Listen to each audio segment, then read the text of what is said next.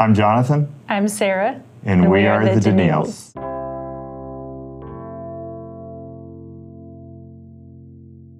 I design and sell electronics, so everything from a home theater to audio and video systems for churches. And I am a physical therapist with Carl. I don't work in the field anymore. I do work in the office and more doing education with staff to help with our documentation process and kind of the behind the scenes. So our business really started helping residential customers mostly. So we were in people's homes. But about 5 years ago, I had the opportunity to actually take over my business. And one of the things I wanted to do was expand it to help churches, especially get equipment that they maybe couldn't afford before, help them with designs to get quality gear. And that's one thing that we've been able to do during COVID and the pandemic is that churches are looking for gear to help reach their congregation and people that don't know Jesus.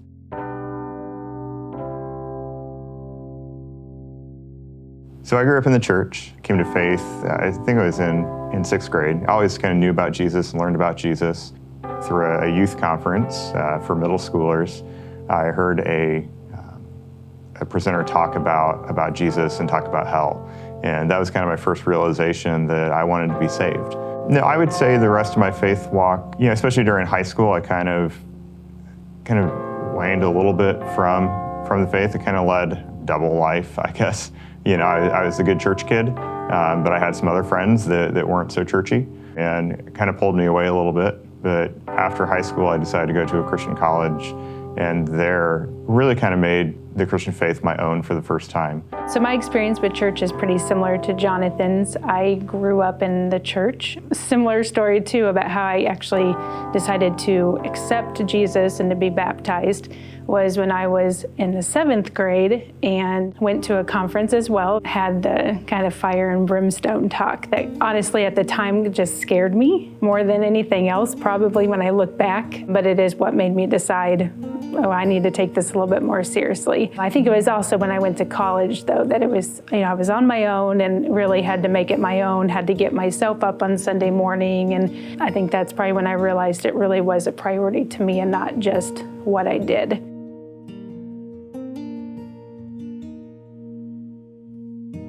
Yeah, I guess what God's called me to do, something that I didn't see coming on board is to the elder team.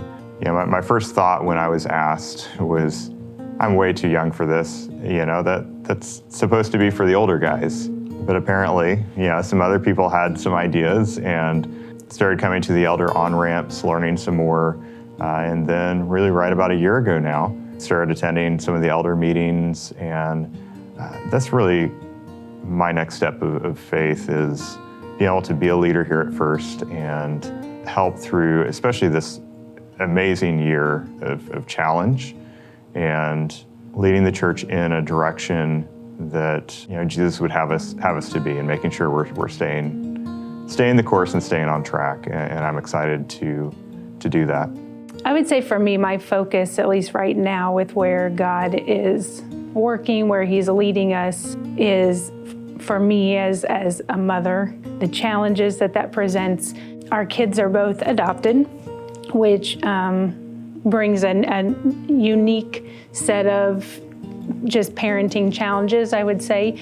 And so being able to help our kids through those things and help myself grow as I'm learning about how to help them. I learn about my own baggage that we all have as well. God has used a ministry that's even offered here at the church and nationwide with Empowered to Connect, and just learning how to connect with kids from trauma. And I feel like that's really where my focus is and where I feel like the most connected to God, where I feel like He speaks to me the most.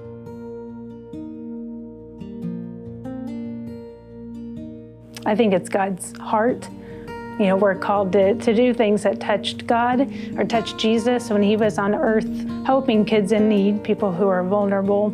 It's just a direct way to do that and to live that out, whether it's full-fledged adoption or just caring for those and investing in those that are in need.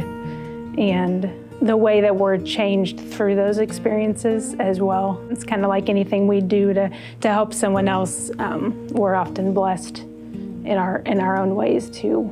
So I think it's kind of a full circle. God has such a sense of humor that I think it's important for us to remember all the time. Jonathan and I, for several years, never even thought we would have a family. Just all of a sudden, a halt. We both individually were called and felt called to adopt, and it was just such a 180 for us. It had to have been from God, because it was so against really where we thought we were headed. Yeah, it really is one of those, if you didn't know, if you didn't have a picture of us and you just heard the conversations, it definitely would be a biological family. Even the way Nathaniel and I interact, I see so much of myself in Nathaniel. They learn so much by watching us and learning from us. And one of the things with international adoption, and especially adopting older kids, language was really, how do you do that? And the amazing thing is that even with the language barriers, you find ways to communicate. And it's not an issue. Even when we were in country in Ethiopia, we still found ways to communicate. I remember one of Nathaniel's first words to me in English was, "Tickle, please." And we were in a van going from one place to another. And so he learned "tickle, please." Somebody said, "Say tickle, please," and then you tickle him. His next word was "stop." And so, "Tickle, please, stop. Tickle, please, stop." And it was just awesome. I mean, he was on the floor just laughing. But it was a fun experience.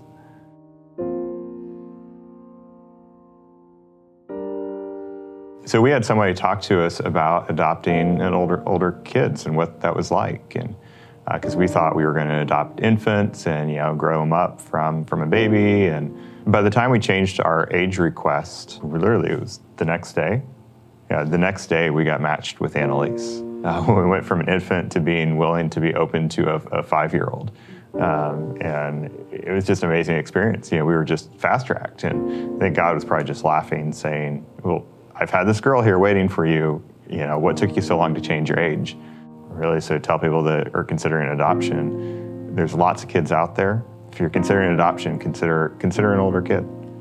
A phrase that stuck with me is just that God does not call the equipped, but He equips the called. And I just remember, just how much comfort you find in that you don't have to be fully ready. Honestly, if you're doing things you're fully ready for, you're not relying on God. And that's what we're called to do. So we are the DeNeals, and this is our story.